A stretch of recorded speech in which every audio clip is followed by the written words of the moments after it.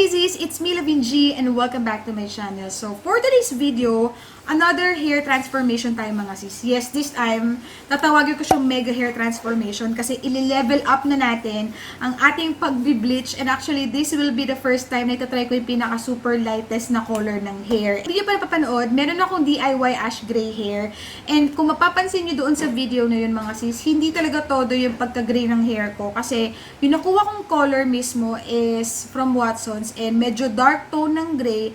And at the same time, dun sa last video na yun, ito lang yung binleach ko, yung roots. But this one, kung mapapansin nyo, hindi nga talaga siya pantay mga sis kasi ito lang yung binleach ko, ito hindi. So this time, i-bleach ko na talaga yung hair ko as a whole and sana talaga kumular na to as light gray. And yung kinuha kong color ngayon is metallic gray. So I'm really hoping na ma-achieve natin yung color this time.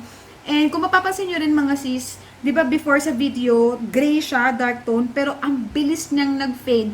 I think siguro mga 3 to 4 days, na-wash out agad yung color gray niya, and ito na siya. It turned out to be blonde. So, nagmukha na siyang blonde. And katulad ng sabi ko sa inyo mga sis, sobrang bilis tumubo ng hair ko.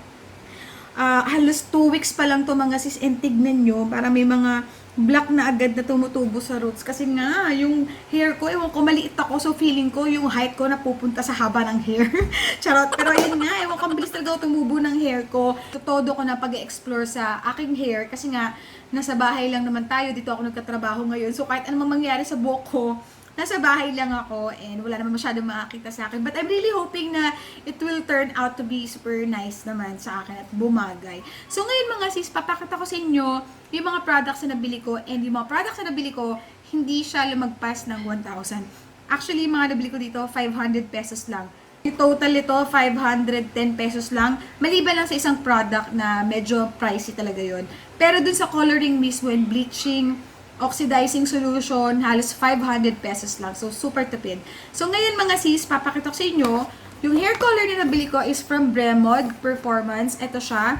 And yung color niya is 9.01 metallic gray. Ito siya mga sis. Kumuha ko ng tatlo dahil alam nyo na nga na ang buhok ko ay napakahaba at napakakapal. Kasing kapal ng ex mo. Char! So, ito na nga. Tapos, meron akong bleaching. Ang gusto ko talaga sana is Bremo din para same brand lang talaga lahat. Kaso, sold out. So, ang binili ko is itong EPSA. And I think sikat naman na brand ng EPSA. One of the trusted brand siya sa salon na nakikita ko. So, kinuha ko na lang din to. And then, meron din akong biniling, diba? Sa last vlog ko, wala akong ganito. Plastic lang ang ginamit ko. So level up talaga tong vlog na to. Level up natin ang mega transformation. Medyo kompleto na tayo sa ating mga kagamitan. So, bumili ako na pang ears din. And also, bumili na rin ako ng gloves. Hindi na plastic ang gamit namin, sis. And also, meron din akong biniling itong pinaka 9% solution. So, ito yung ihahalo natin sa bleach and sa color. So, ayun mga sis, today, magbi-bleach ako ng 2 beses. But, tatry ko muna ng 1 beses. So, papakita ko naman sa inyo. And siguro days after, at saka ako magko-color ng gray. So, kung gusto mo lang simulan to at tapusin na ang kadaldalan ko, just keep on watching.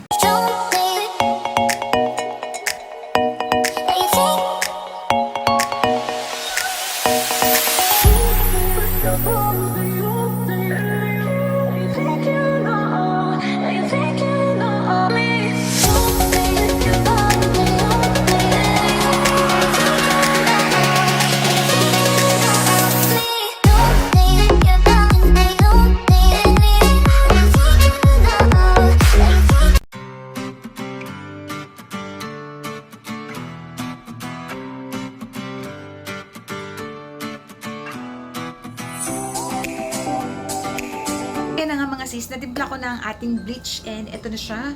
Ayan, color purple, purple blue, parang ganun. So, ito na siya. And, for today, sariling sikap tayo mga sis. So, ako lang gagawa nito. But, syempre sa roots, medyo mahihirapan ako na ipapantay yan. So, tatawagin ko pa rin si mama. And, magpapatulong ako sa kanya. And also pala mga sis, kung mapapansin nyo, may mga puti-puti yan kasi nagpalagay na rin ako ng powder. So, I think na-mention ko na dun sa previous DIY hair transformation ko na pag magbi-bleach ka, makakatulong talaga yung powder para hindi mo masyadong ma-feel directly sa scalp mo yung sakit or yung hapde. So, nagpalagay ako ulit to protect myself. And to protect myself again, maglalagay na tayo simulan na natin ang lahat. At huwag na natin patagalin pa. O, di ba kompleto na tayo ngayon? Doon sa last vlog ko, plastic lang ho yung nilagay ko sa tenga ko. So, ngayon namili na talaga ako. Nag-effort na talaga ako para mas ma-achieve natin this time. So, ngayon, mag-gloves din tayo. Hindi na rin plastic ang gamit ko. Meron na tayong gloves. So, ngayon, eto na siya mga sis. And, importante talaga na may mga safety measures tayong ginagawa sa ating sarili kasi mahap dito. So, kailangan natin mag-ingat mga sis. So, ngayon, uunahin ko na muna itong part na to, yung lower part. So, teka, tanggalin ko ulit. Nasyunga-syunga ako. So, ayan. Actually, to this time, magiging struggle talaga ito. Dahil first time kong gagawin ito sa sarili ko ng mag-isa.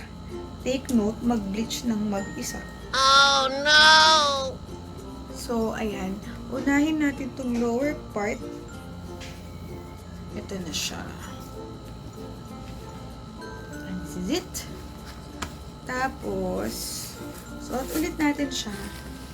Ayan. So, ngayon, ito na siya. And, this is it. Tayo na't baho.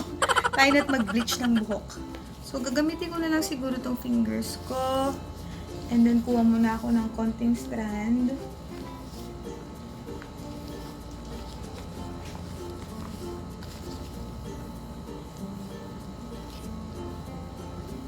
Nakabahan ako kasi mga sis, first time ko mag-bleach ng sarili ko lang talaga.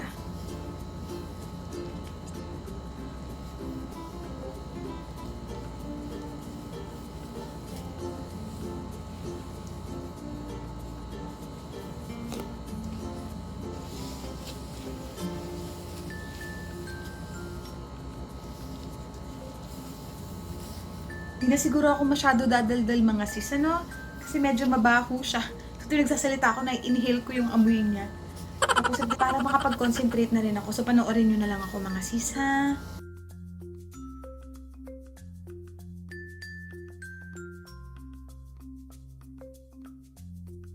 Wala ko ulit ng isa pa kasi kulang. Sabi ko sa inyo, sobrang kapal ng buhok ko. And ito pa lang siya. Wala pa ako dito, lalagyan ko pa to. And after nun, magbababad ako sa roots. Sa tingin ko talaga magtutu-bleach pa ako dahil kung titignan nyo mga sis, parang medyo ganyan lang siya. Hindi pa siya talaga yung dilaw na color. Diba dapat parang mala Goldilocks, pero ayun. A few moments later. So, hindi na kinaya ng powers ko. Nagpatulong din ako.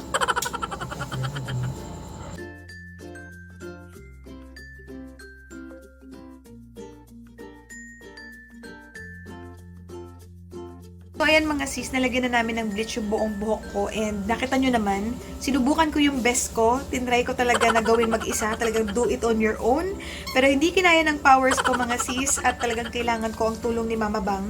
And ang haba kasi ng hair ko, tsaka makapal. So talagang hindi siya carry. Pero siguro kung manipis yung hair mo, tapos hindi siya kahabaan, carry mo to sis. Pero ako kasi ang kapal talaga ng hair ko.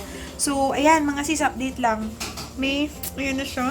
Talagang kung before, nakita ko na medyo light lang siya, nag-blonde. This time, welcome to the Goldilocks Club na tayo. So, may pagka-Goldilocks na siya. Sa scalp, ganon. Pero dito sa lower, hindi pa gaano. Kasi first bleach niya to. Remember, nag-bleach na ako dun sa last vlog ko. So, kaya siguro mas matingkad na siya dito sa scalp.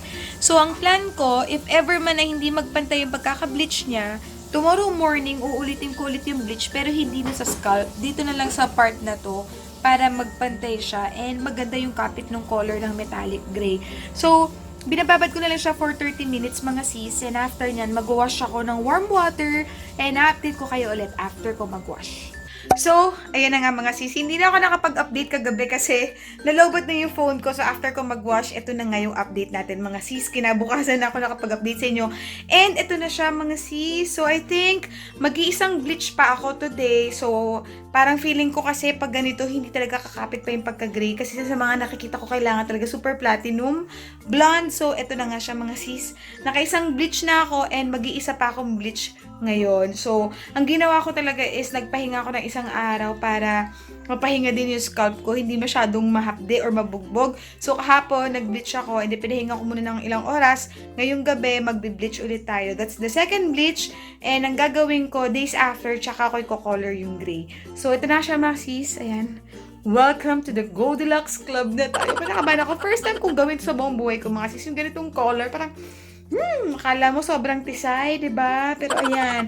So, update ko kayo. Gagawin ko lang yung second bleach and I'll show you kung ano yung itsura niya after ko mag-second bleach.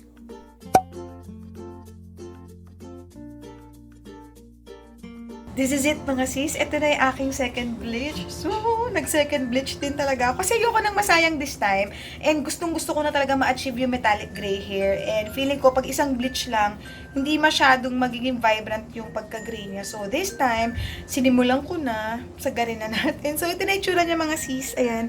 Binababad ko na lang siya. And yung pakiramdam ko, para medyo nagigilty ako para sa buhok ko dahil nga feeling ko sobrang bugbog na siya. Pero nag-promise naman ako sa kanya na alagaan ko siya after this. So, more treatment na para sa buhok natin. Kasi nga, syempre, di ba, kailangan alagaan na natin siya dahil medyo deads na siya sa ating mga ginamit na pagbe-bleach. So, ito yan. So, yan na nga mga sisi. Bababad ko lang siya for 30 minutes. And then, ang gagamitin kong pang-wash sa kanya is yung silver shampoo. So, ang bili ko doon is 720 sa Lazada. Pero, meron naman kayo makikita sa Lazada and Shopee na ibang brand, purple shampoo din. Pero ako kasi yung L'Oreal na kinuha ko para subok na yung pinaka-brand kasi noon. So, alam mo naman, syempre gusto ko na ngayangatin yung buhok ko. So, gusto kong gumamit ng medyo branded na sa silver shampoo ko. So, i-update ko kayo mga sis kung ano magiging tsura niya after. I'll be back, okay? So mga sis, ito na yung itsura niya after ko mag-second bleach. Hindi na naman ako nakapag-update kahapon dahil, ayan, gabi na nga. So parang inantok na ako. So ayan, ito na yung itsura niya after ko mag-second bleach. And then, hindi ko talaga na-achieve yung tipong sobrang puti, yung mga platinum blonde. Pero okay na ako dito. Bahala na ako ano maging kalalabasan niya. Kasi sobrang talagang mabubugbog na ako. Magbi-bleach pa ako ng isa. So this is fine na. Pero yung roots ko, yan, sobrang, parang feeling ko nasa level 8 ng blonde siya. So, I'm hoping na maging okay siya and mag-a-apply na tayo ngayon ng metallic gray color.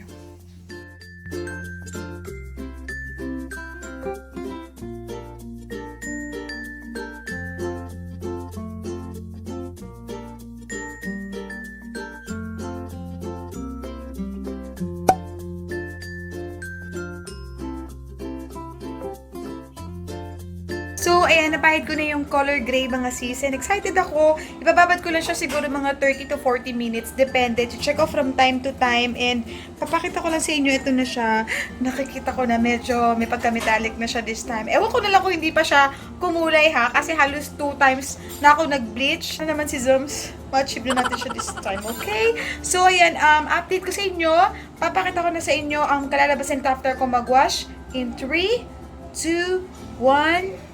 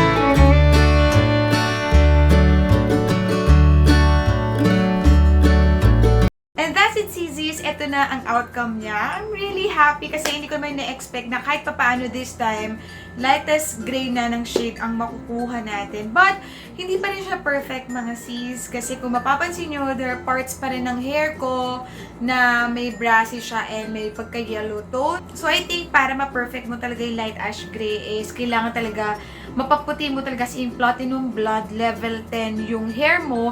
But in my case kasi nasa level 8 to 9 lang yung na-achieve ko and natakot na akong mag-bleach And meron silang mga toner na sinasabi, pero hindi na kasi ako marunong. So far, ito lang yung pinaka-DIY na kaya ko. So, hindi talaga siya perfect. Siguro kung gusto ko na ma-perfect, mas mag-research pa ako. Pero, ito lang talaga yung kaya ko for now. But I'm happy kasi, kung mapapansin yung mga sis, mapit yung pagka-gray niya dito sa mga hair ko malapit sa scalp. Pero pagdating sa mga lower, ayan, hindi siya masyado na-achieve. Pero okay na rin siya sa akin kasi parang naging highlights siya or yung tipong ombre style. So, okay na yan. So far mga sis, ito yung pinaka-lightest hair na tinry ko sa buong buhay ko ever since. And ang lakas ang loob ko kasi nga, di ba, nasa bahay lang naman talaga tayo. Dito ako nag-work. So, whatever happens man, nasa bahay lang ako, mag-iitsura ko. Pero, I'm happy kasi, di ba, nagmukha tayong foreigner. Mukhang foreigner ang ate nyo. Pero, ayan, hindi ko lang talaga alam mga sis na kung paano ko siya i-maintain. Pero bumili ako ng L'Oreal shampoo, yung silver shampoo nila. So, siguro yun yung pinakagagamitin ko shampoo. And, ayan, talaga iti-treatment ko yung hair ko kasi nag-dry talaga yung dulo ng ends ko. I think because of the bleach. And pinutulan ko yan kasi nga dry na dry yung dulo. So, nag-cut kami ni mama sa hair ko para medyo mas healthy siyang tignan. Pero siguro, from time to time, talagang kailangan natin mag-treatment pag nag-bleach na tayo ng hair. And also mga sis, kung mapapansin nyo, hindi ko ginawa ito lahat ng isang araw. So mga sis, tip lang pala, kung gusto nyo nang hindi kayo makaramdam ng half day. Kasi in my case, ang ginawa ko one at a time. So nagbigay ako ng interval na 1 day each process. So, naka 3 times ako mag-bleach. Each bleach, ginawa ko siya per day. Hindi ko siya ginawa ng isang bagsakan lang dahil nakakaawa naman yung anit or yung scalp ko, diba? Masyadong bugbog or baka magsugat. So, ang ginawa ko, nagbigay ako ng interval na 1 day. Tapos, sa last day, dun ako nag-color ng gray. And, wala akong naramdamang hapdi-hapdi. Effective siya. And, siguro nakatulong din yung paglalagay ko ng powder sa roots para hindi talaga ako makaramdam ng hapdi habang nag-bleach. And that's it for today's Sis. I'm so happy with my new hair. Time to venture out and try new things, diba, habang naka-quarantine. Ito yung mga panahon na pwede tayo mag-try ng kung ano-ano dahil nasa bahay lang naman tayo. And I hope you enjoyed this video. Kung bago ka sa channel ko, please be part of the family by hitting the subscribe and bell button right after watching this video para log ka notified if may next uploads ako. And that's it for today. See you in my next vlog. God bless us all. Bye!